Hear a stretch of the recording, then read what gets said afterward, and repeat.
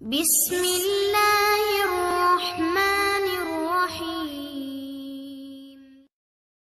السلام علیکم ناظرین، کیسے ہیں آپ سب؟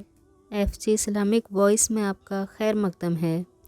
تو ناظرین، آج کی اس ویڈیو میں ہم بات کریں گے ایک ایسے صحابہ کی جن کو اللہ رب العزت نے بے شمار دولت سے نوازا تھا اور جن کا نام حضرت عبد الرحمن بن عوف ہے۔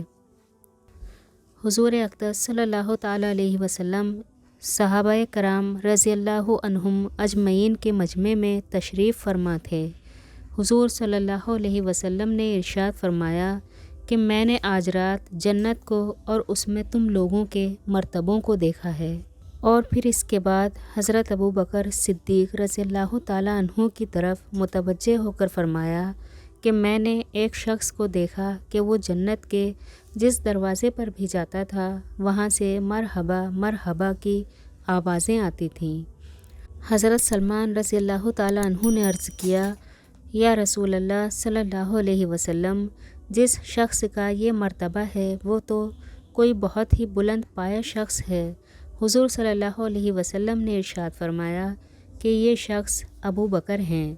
پھر حضور اقدس نے حضرت عمر رضی اللہ تعالیٰ عنہ کی طرف توجہ فرما کر ارشاد فرمایا کہ میں نے جنت میں سفید موتی کا ایک گھر دیکھا جس میں یاقوت جڑے ہوئے تھے۔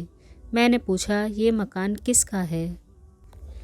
مجھے بتایا گیا کہ یہ قریش کے ایک نوجوان کا ہے۔ اس مکان کی نہایت عمدگی، چمک، رونق اور اپنے سید المرسلین ہونے کی وجہ سے مجھے یہ خیال ہوا کہ یہ مکان میرا ہی ہے۔ میں اس میں داخل ہونے لگا تو مجھے بتایا گیا کہ یہ عمر کا ہے۔ پھر حضور صلی اللہ علیہ وسلم نے حضرت عثمان، حضرت علی اور دیگر حضرات کے مراتب ارشاد فرمائے۔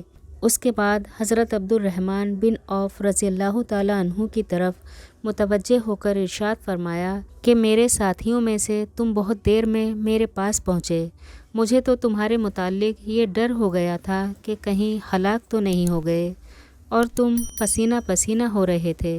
میں نے تم سے پوچھا کہ اتنی دیر آنے میں تمہیں کہاں لگ گئی تھی؟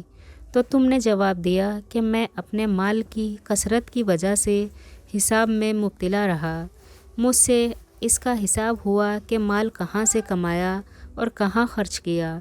حضرت عبد الرحمن بن عوف اپنے متعلق یہ سن کر رونے لگے اور عرض کیا، یا رسول اللہ، رات ہی میرے پاس مصر کی تجارت سے 100 اونٹ آئے ہیں، اور یہ مدینہ منورہ کے فقراء اور تیامہ پر صدقہ ہیں۔ شاید اللہ جل شانہ اسی کی وجہ سے اس دن کے حساب میں مجھ پر تخفیف فرما دیں۔ حضرت عبد الرحمن بن عوف رضی اللہ تعالیٰ عنہ بڑے جلیل القدر صحابی، بڑے فضائل اور مفاخر کے مالک ہیں۔ عشرہ مبشرہ میں ان کا شمار ہے، یعنی ان 10 صحابہ کرام میں جن کو دنیا ہی میں حضور صلی اللہ علیہ وسلم جنت کی خوشخبری دے گئے۔ نیز ان 6 حضرات میں ہیں جن پر حضرت عمر نے اپنی شہادت کے وقت خلیفہ بنانے کا دار و مدار رکھا تھا، اور یہ کہا تھا کہ ان حضرات سے حضور اقدس صلی اللہ علیہ وسلم راضی ہو کر دنیا سے تشریف لے گئے ہیں۔ اور پھر ان 6 حضرات میں سے بقیہ 5 حضرات نے بالآخر انہی کی رائے پر خلیفہ کے چننے کا مدار رکھا تھا، اور ان کی تجویز سے حضرت عثمان رضی اللہ تعالیٰ عنہ خلیفہ ثالث مقرر ہوئے تھے۔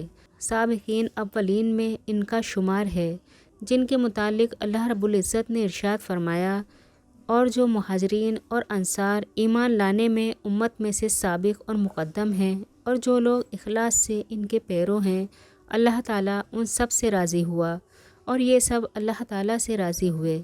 اللہ تعالیٰ نے ان کے لیے ایسے ایسے باغ تیار کر رکھے ہیں جن کے نیچے نہریں جاری ہوں گی، جن میں یہ ہمیشہ رہیں گے۔ اس کے علاوہ حضرت عبد الرحمن بن عوف نے دونوں ہجرتیں کی، غزوہ بدر اور سب غزووں کے شریک ہیں۔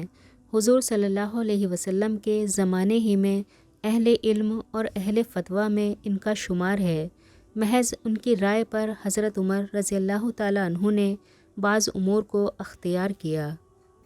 غرض یہ کہ بے انتہا فضائل کے باوجود اس مال کی کثرت نے ان کو اپنے مرتبے کے لوگوں میں پیچھے کر دیا، اور مال بھی محض حق تعالی شانہ کے فضل اور اس کی عطا اور اس کے انعام ہی سے ملا تھا، ورنہ بہت غریب تھے۔ پھر وہ وقت بھی آیا کہ حضور صلی اللہ تعالیٰ علیہ وسلم نے ایک مرتبہ صدقے کی ترغیب دی تو اپنے سارے مال کا آدھا حصہ صدقہ کیا، اور اس کے بعد ایک مرتبہ 40,000 دینار اشرفیاں صدقہ کیں۔ ایک موقع پر 500 گھوڑے، 500 اونٹ جہاد کے لیے دیے، اور 30,000 غلام آزاد کیے، اور ایک روایت میں ہے کہ 30,000 گھرانے آزاد کیے۔ ہر گھرانے میں نہ معلوم کتنے مرد، عورت، بڑے بچے ہوں گے۔ ایک مرتبہ ایک زمین 40,000 اشرفیوں میں فروخت کی، اور سب کی سب فقراء، مہاجرین اور اپنے رشتہ داروں اور ازواج مطہرات پر تقسیم کر دیں۔ اور اپنے انتقال کے وقت جو وصیت کی اس میں ہر ایک شخص کو بدر کی لڑائی میں شریک تھا فی آدمی 400 دینار اشرفیوں کی وصیت کی تھی۔ اس وقت اہل بدر میں 100 آدمی زندہ تھے، اور ایک باغ کی وصیت ازواج مطہرات کے لیے کی جو 40,000 اشرفیوں میں فروخت ہوا، اور خود اپنا حال یہ تھا کہ ایک مرتبہ غسل کر کے کھانا کھانے کے لیے بیٹھے تو ایک پیالے میں روٹی اور گوشت سامنے رکھا گیا، اس کو دیکھ کر رونے لگے۔ کسی نے رونے کی وجہ پوچھی تو فرمایا کہ حضور صلی اللہ علیہ وسلم کا ایسی حالت میں وصال ہوا کہ جو کی روٹی بھی پیٹ بھر کر نہ ملتی تھی۔ ہمیں یہ حالات جو اپنے سامنے ہیں کچھ اپنے لیے خیر معلوم نہیں ہوتے، یعنی اگر وسعت کچھ خیر کی چیز ہوتی تو حضور صلی اللہ علیہ وسلم کے لیے بھی ہوتی۔ جب حضور صلی اللہ علیہ وسلم کے لیے یہ چیزیں نہ تھیں تو یہ چیزیں کچھ خیر کی معلوم نہیں ہوتی۔ سبحان اللہ، کیا ایمان تھے آپ لوگوں کے کہ بے شمار دولت اللہ کی راہ میں خرچ کرنے کے بعد بھی اللہ کا ہر وقت دل میں خوف رہتا تھا، جبکہ وہ دولت جائز اور حلال طریقے سے کمائی گئی تھی، اللہ رب العزت کی عطا تھی۔ اور ایک آج کا وقت ہے کہ لوگ حلال اور حرام میں کوئی فرق ہی نہیں سمجھتے، چند سکوں کے لیے اپنے ایمان کا سودا کر ڈالتے ہیں۔ اللہ رب العزت ہمیں حلال رزق عطا فرمائے اور ہمیں ہدایت نصیب فرمائے کہ ہم اللہ کی راہ میں خرچ کریں، غریبوں پر خرچ کریں۔ اللہ جل شانہ ہمیں تمام گناہوں سے محفوظ فرمائے، آمین۔ تو آج کے لیے بس اتنا ہی، انشاءاللہ اگلی ویڈیو میں پھر حاضر خدمت ہوں گے۔ اللہ حافظ۔ چینل کو سبسکرائب کریں، ویڈیو کو لائک اور شیئر کرنا نہ بھولیں۔